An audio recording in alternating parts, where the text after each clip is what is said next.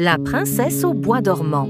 Il était une fois un royaume paisible nommé Auréline, enveloppé par des forêts de lumière et des rivières chantantes. Le roi et la reine, bons et aimés de tous, n'avaient qu'un seul regret, ils n'avaient pas d'enfants. Jusqu'au jour où, après de longues prières aux esprits des saisons, une petite fille naquit. On la nomma Eleana. Sa peau était douce comme la rosée, ses cheveux brillaient comme l'or au soleil, et son rire faisait éclore les fleurs. Pour célébrer sa naissance, le couple royal invita les 7 fées du royaume, gardiennes des dons de la nature. Une grande fête fut donnée. Les fées, vêtues de pétales et de lumière, s'approchèrent du berceau une à une. La première offrit la beauté, la seconde, la grâce des mouvements, la troisième, une voix douce et chantante, la quatrième, l'esprit vif, la cinquième, la bonté d'âme, la sixième, la sagesse du cœur. Mais avant que la 7e ne parle, un éclair noir frappa la salle. Dans un tourbillon d'ombre et de vent glacé, apparut Morvana, la fée oubliée, bannie jadis pour ses sortilèges sombres. « Vous avez oublié de m'inviter. Qu'il en soit ainsi. » À ses 16 ans, la princesse se piquera le doigt sur un fuseau et tombera dans un sommeil éternel. Et elle disparut dans un nuage de cendres violettes. La 7e fée murmura alors « Je ne peux annuler ce sort, mais je peux l'adoucir.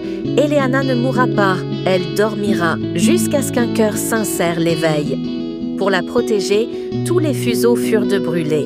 Mais par prudence, Eleana fut confiée aux fées, dans une maisonnette cachée au cœur de la forêt enchantée.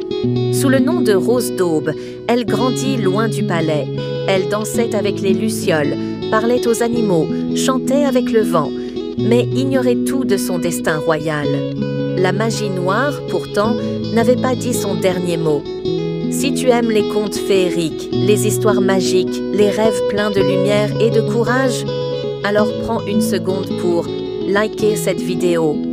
Restez jusqu'à la fin pour découvrir la suite enchantée et soutenir notre chaîne magique. Le destin frappe. Le jour de ses 16 ans, une lueur étrange guida Eleana jusqu'à une vieille tour cachée dans la forêt. Là, une vieille femme, ou plutôt une illusion, filait silencieusement. « Viens, touche ce fil si doux !» Pique. Elle tomba, endormie, paisible, prisonnière du sort. Les fées arrivèrent trop tard. Elles la couchèrent sur un lit de pétales et plongèrent tout le royaume dans le sommeil. Le temps s'arrêta. Le prince du cœur pur.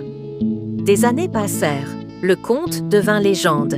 Mais un jeune prince, Théor, fils d'un roi lointain, entendit l'appel de l'histoire oubliée.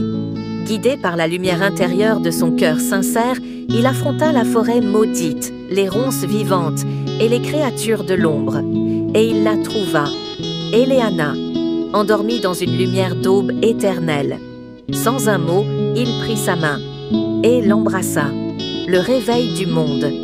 Ses yeux s'ouvrirent, bleus et brillants comme le ciel après la pluie. Tout autour d'eux, le royaume s'éveilla. Les cloches sonnèrent. Les fleurs s'ouvrirent. Le soleil entra à nouveau dans Auréline. Le mariage fut célébré sous les étoiles, dans une forêt en pleine floraison, bénie par les fées. Et Morvana. Elle fut pétrifiée, vaincue non par la force, mais par l'amour sincère qu'elle ne pouvait briser. Morale du conte. Même plongée dans l'ombre, la lumière du cœur pur finit toujours par triompher. On ne réveille pas une âme par la force, mais par la sincérité. Merci d'avoir regardé jusqu'à la fin. Si cette version féerique t'a émerveillé, n'oublie pas, abonne-toi à la chaîne pour d'autres contes magiques. Like et partage pour faire briller la lumière de Rose d'Aube autour de toi.